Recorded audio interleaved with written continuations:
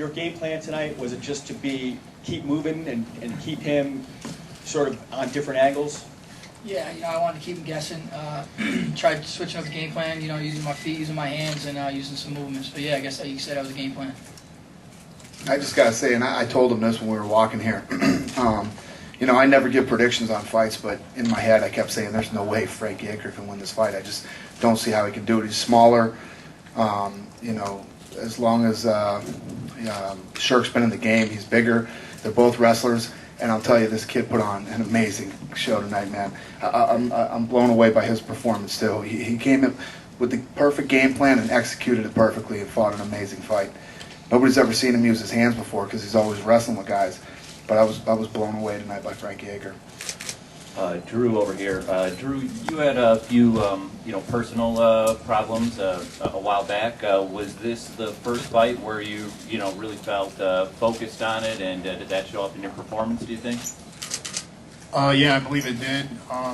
One thing that happened for me, I think that was key, was I was able to come in and train here with Matt Hughes, Robbie Lawler, basically old teammates of mine. Now they're the hit squad. I have to give credit to Matt Pena, who has supported me through a lot of this. I really didn't get a lot of support from actually my own team at MFS, which is sad. I mean, that's my hometown, but I didn't get a lot of support from them. But being here with a guy like Matt Hughes and Robbie Lawler as,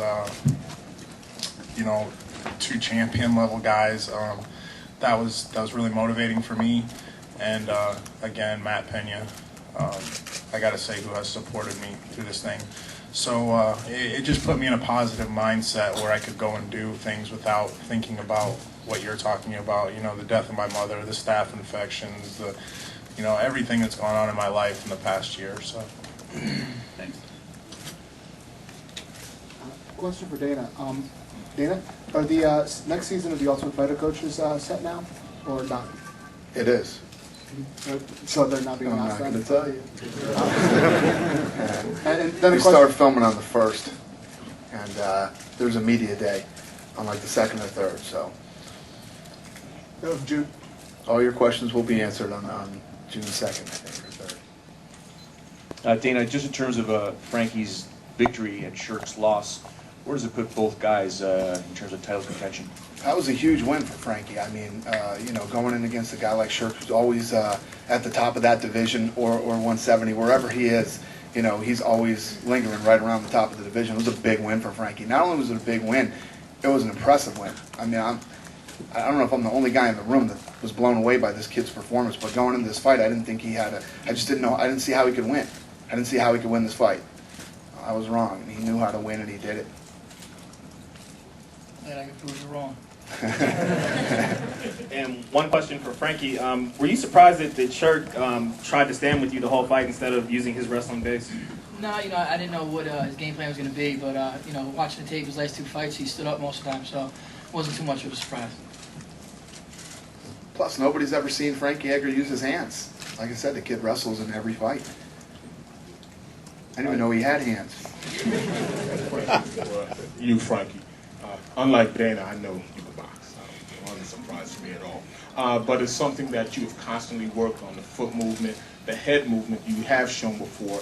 I was most impressed with the quickness of your hands and the accuracy.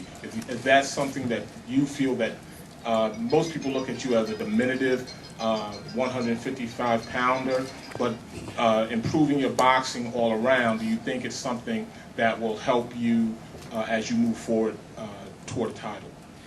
I don't know what diminutive means, but I think Adam, stand up to my game is only going to help. Yeah, I know. And my boxing coach, he hates when I call him my boxing coach, Mark Henry over there.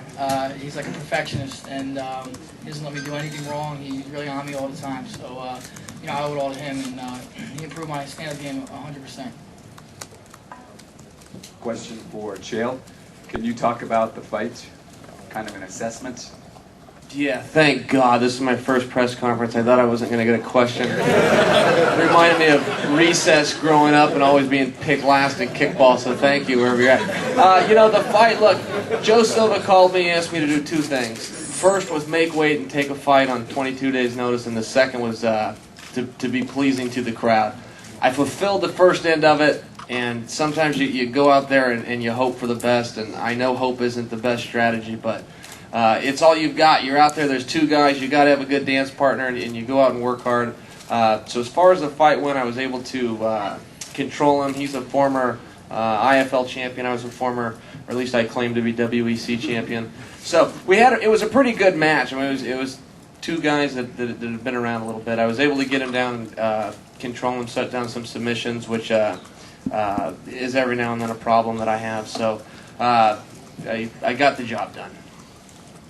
And a question for Dana. Can you talk about the Kyle Bradley stoppage? The Kyle Bradley stoppage. You're talking about Nover? Yes. Yes. Where are you? Hey. I actually was watching that one on the TV, and the way that I felt about that was when he got hit with that punch, his shoulder dropped down to the canvas, and the ref made a call. You know, believe me, you know me, I'll be the first one to let you know when I think a ref makes a bad decision. You know, I think he made was it the right call at the end? No, because Philippe did look good, but at the time when the ref stopped it, I thought he was out too. You know, those guys have to make decisions on a, you know. I don't like criticizing referees, but sometimes you just have to. What are your thoughts about the big Canadian Tim Hague? Yeah, I mean, he ate some big shots. You know, a lot of hype coming in about the kid that he fought, and he did it. He pulled it off. He got hit with some big shots. I thought he was going to go out. The thing went to the ground, and he pulled it out.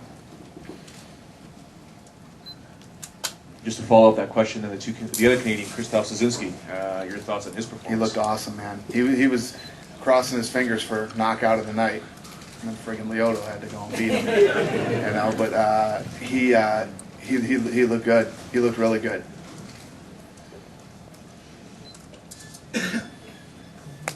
This question is for Chael.